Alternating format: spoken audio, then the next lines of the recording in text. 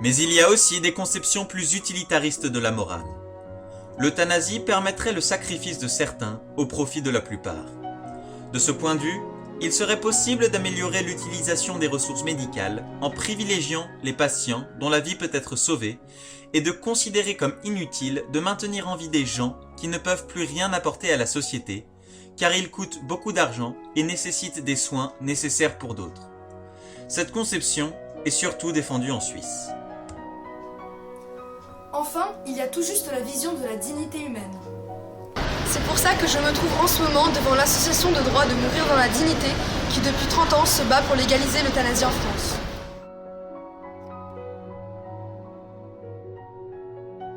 Je ne peux pas répondre à votre question, j'étais tout petit, c'était il y a 31 ans. J'imagine que l'idée est celle de personnes qui, après avoir combattu pour la liberté des femmes à choisir leur contraception et le droit à l'avortement, une fois que ce droit a été reconnu, on souhaitait que le droit à la liberté se prolonge jusqu'au droit de choisir les conditions de sa fin de vie. C'est à ce moment-là que l'association a été créée par des grands anciens qui ont créé en 80 cette association. On fait beaucoup de manifestations parce qu'on essaie de faire modifier la loi, donc évidemment plus on fait de bruit, plus on est entendu, donc on essaie de faire du bruit. Donc on a 48 000 adhérents, donc on essaie de mobiliser ces 48 000 adhérents actifs pour qu'ils soient sur le terrain, pour qu'ils montrent que cette volonté de maîtriser son parcours de fin de vie c'est une volonté qui est partagée par les Français et pas l'idée de quelques illuminés dans un bureau obscur.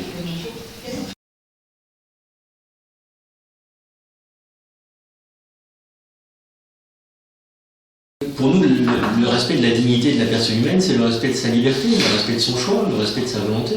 Il n'y a pas de raison qu'on impose à un citoyen qui est majeur, qui est en possession de tous ses droits civiques, qu'on lui impose au nom de on ne sait pas quoi, une façon de mourir particulière. On est pour que les personnes aient la liberté de choisir, encore une fois, les conditions de leur fin de vie. Ce qui est banni, c'est de ne pas respecter la volonté et la liberté des personnes. Il y a donc beaucoup d'arguments pour la légalisation de l'euthanasie, mais celle-ci reste un acte qui consiste à donner la mort et présente donc aussi de nombreux adversaires.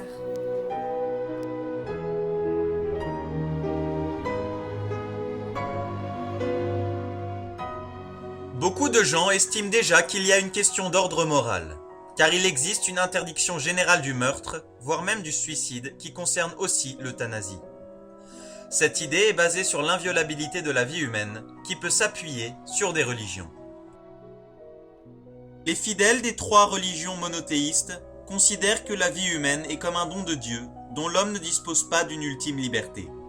Pour les fidèles, l'homme est créé à l'image de Dieu, où en est l'œuvre la plus importante.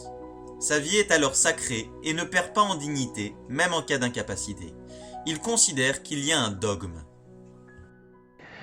Tu ne tueras point. Je crois que c'est important parce que si on transgresse cette loi, on change complètement de société. Tu ne tueras point. Ça ne veut pas dire qu'on va laisser mourir un homme dans la souffrance.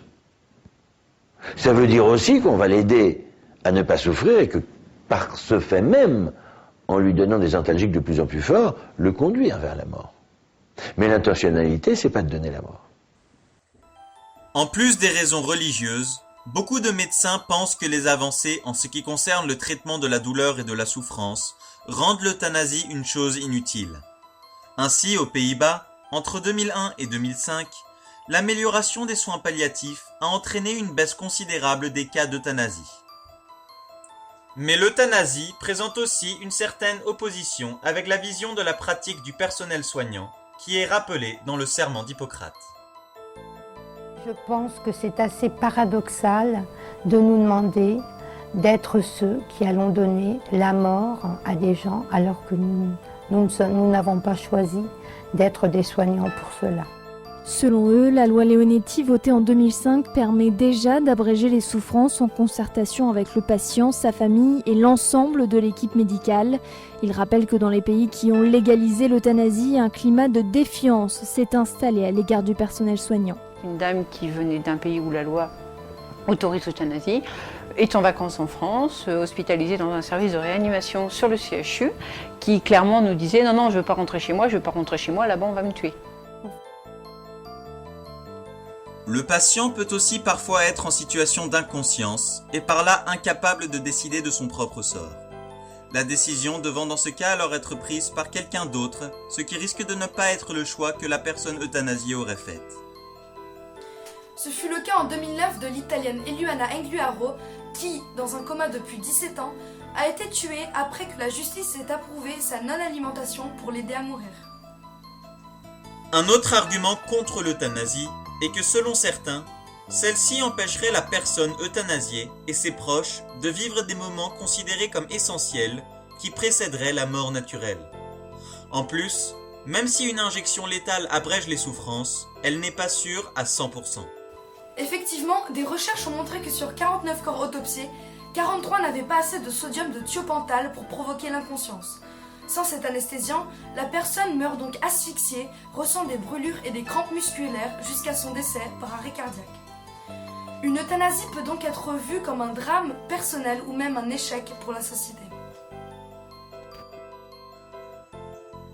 L'euthanasie présente aussi des risques de dérapage, car le patient pourrait être poussé à faire des choix trop rapidement à cause des pressions financières et du coût élevé des soins.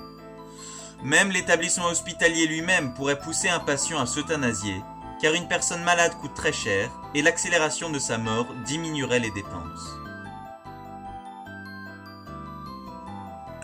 Le patient pourrait aussi se sentir de trop et comme un handicap pour la société et pour ça opter pour l'euthanasie, même si ce n'est pas ce que la personne désire.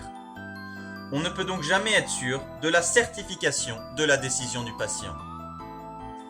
Finalement, il y a des risques éventuels de dérive, comme par exemple des héritiers qui pourraient profiter de l'euthanasie pour accélérer un héritage.